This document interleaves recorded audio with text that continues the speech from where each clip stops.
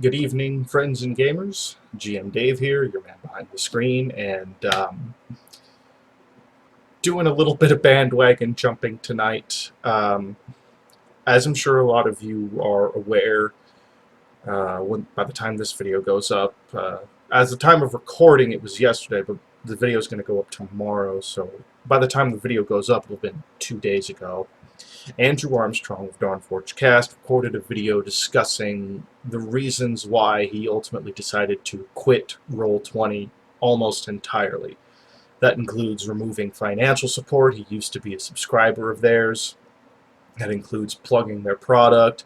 And for the most part, with the exception being games wherein he is playing with or a player in a game with a GM that does not have fantasy grounds or is not paying to use fantasy grounds, which on fantasy grounds is the only way you can act as a GM.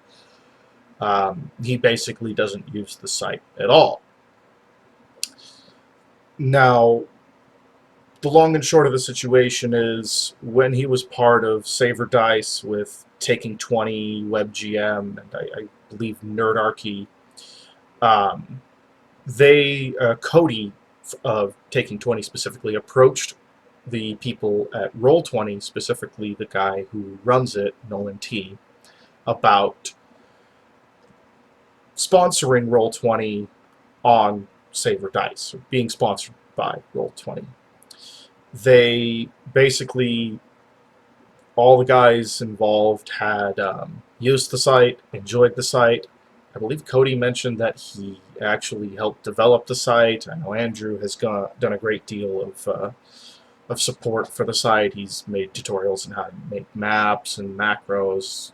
He has a whole tutorial series on the site. I believe Cody does as well over at Taking20. So suffice it to say, they were heavily involved with the site. They were both paying customers. They invested in the site because it was one that they liked. It was something they believed was worthwhile for the community.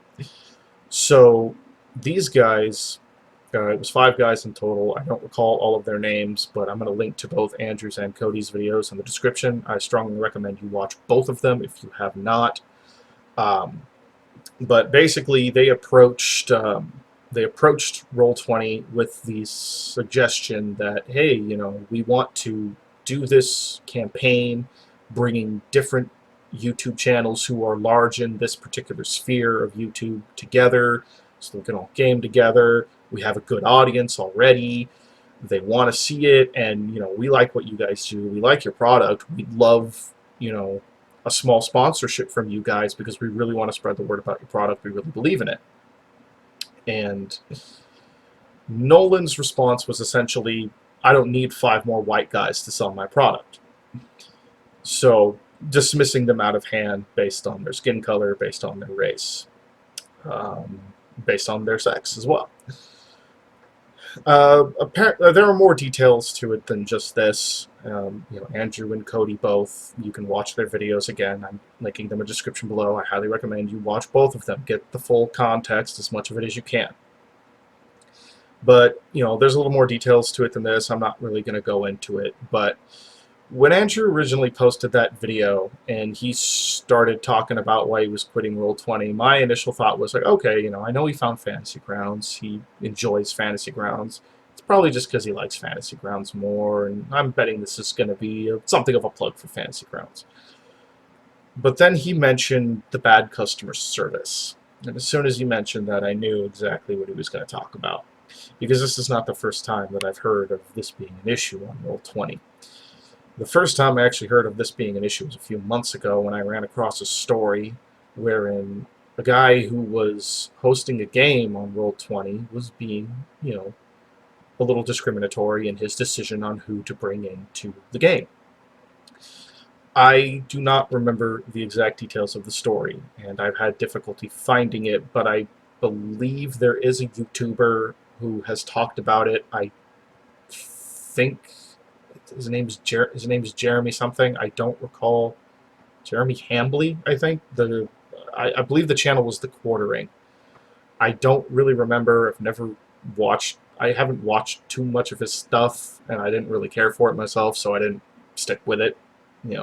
But I read about the story, then stumbled across the video, and from what I recall, the story basically was this guy was setting up a game, looking for players, being discretionary in who he was taking, and this woman had come and said, "Hey, I'd like to join," and he had told her, "Hey, well, no offense, but with the kind of subject matter, I'm paraphrasing here, and I don't remember exactly, so don't take this as gospel." But I believe the basic argument on his end for not accepting it was, after looking at the kind of games she liked to play, he said, "Hey, I explore some pretty, we explore some subject matter that's, gets people a little on edge. I've tried running games with some women before, and generally speaking, they tend not to like what I do, the way I run my games, because the way we explore some of the subject matter makes them uncomfortable. So I'm sorry, but I don't play with women over Roll20. I would happily play with you elsewhere, something like that." So he said no, and part of the reason was apparently because she was a woman. And that is against Roll20's terms of service. And so she went to them and said, "Hey, he did this, this wasn't cool." But apparently, she wanted to just make them aware of it, maybe like get them to give him a warning or something. But she supposedly made it clear that, "I'm not looking to get the guy banned. I don't think he deserves that. I just, something should be done because it's kind of unfair." Which, I can definitely see why she would think that from her perspective. And, being the kind of person who is very much about, pick the players for your table that work, I can see why he'd be leery about picking women if he's had problems with women in his games, becoming uncomfortable because of the subject matter he and his groups like to broach. So I can sort of see it on both ends. He probably should have chosen different wording or found some better way to say that to her rather than basically saying, "I don't take women in games," because that's going to bring the mods down on you no matter what. But long story short, he said this, she reported it, and since it's against the terms of service, they banned him, which is exactly what she requested they don't do. But they just outright banned him, apparently. And the issue came from the fact that there have been other games, apparently on Roll20, that are listed and advertised as all female, all this, all that. But even though that is directly against their terms of service, because it says in the terms of service apparently that you cannot discriminate based on sex, gender, sexual orientation, all that stuff, like all that typical stuff, you cannot discriminate based on that. That's what it says. There are apparently, or were at the time, I guess, active ads, active threads looking for players that were doing just that. But, saying, "Oh, we won't accept men." And that was okay, even though it actually is against the terms of service. The terms of service say you cannot do that for race, sex, or whatever. But they were allowing it for some and disallowing it for others. That's what the story read, anyway. I was not able to corroborate it. This is just me telling you what I read, what I heard in that video by Jeremy.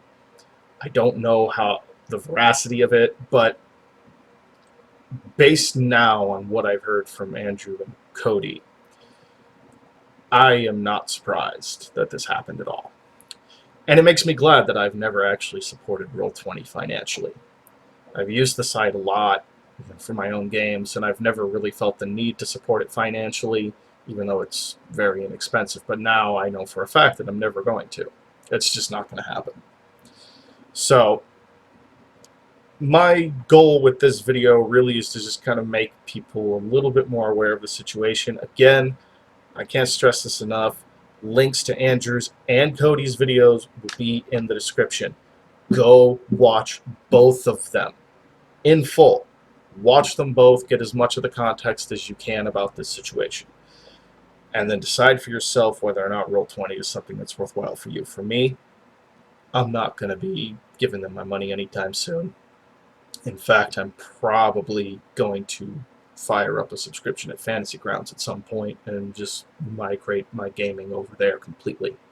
so that way I can run games for my friends, once I finally have my campaigns ready to run and once I'm able to lock down a proper game time to do that. So yeah, I didn't really want to make this video today, but with with the situation kind of blowing up, flaring up right now, and with things being, with the issue being what it is, I felt it was important enough to talk about, even though I'm sure there's going to be plenty of other people talking about themselves.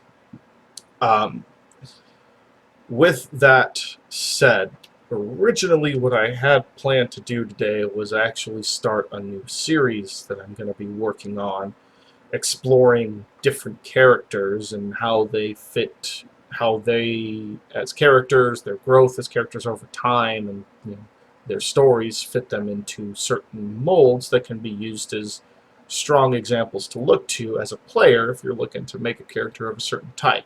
Good sources of inspiration. Naturally, it's going to fall under the Fonts of Inspiration playlist.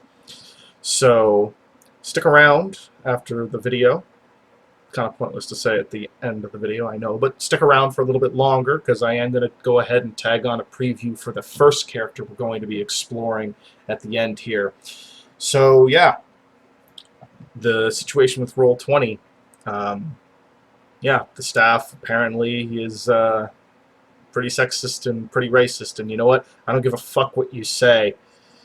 Racism is not power prejudice. Racism is treating someone differently on the basis of their race. Doesn't matter whether it's good or bad. If you're looking at someone's race, if you're treating someone different based on the color of the color of the dermis, you're a racist. Plain and simple. Don't be a racist prick like those guys. That's all I got for you guys today. Like I said, stick around. Preview coming up in just a few seconds. Have a good one. We'll be back to the fun videos tomorrow and over the weekend. Take care. The gods of Olympus have abandoned me.